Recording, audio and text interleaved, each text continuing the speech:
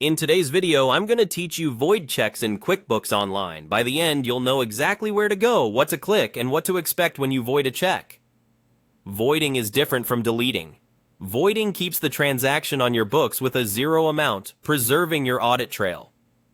That's usually the safer choice when you need to correct a check that shouldn't impact your balances anymore. Start by signing in to QuickBooks Online.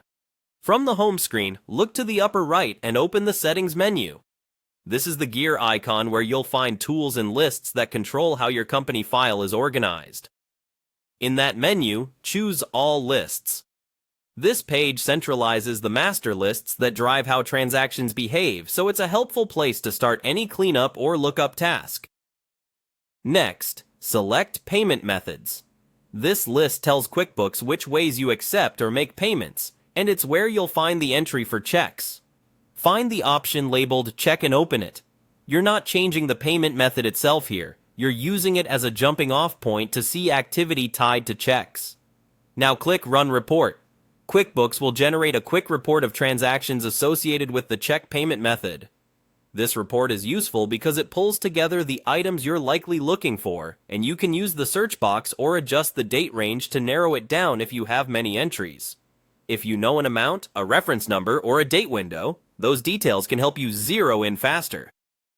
Once you spot the check you want to void, click the date in that line to open the transaction. This takes you straight into the check's detail screen so you can review it before making changes.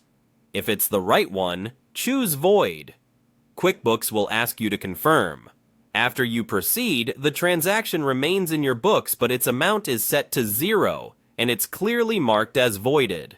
That means your financial history stays intact while removing the financial impact of that check. A few practical tips as you finish up. Voiding can affect reported totals for the date you choose, so make sure the timing matches your accounting needs.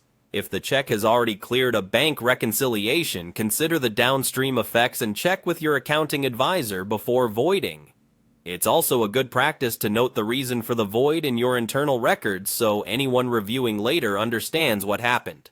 Finally, refresh your report to confirm the check now shows as voided, and if a replacement is needed, handle that as a separate transaction. You're all set.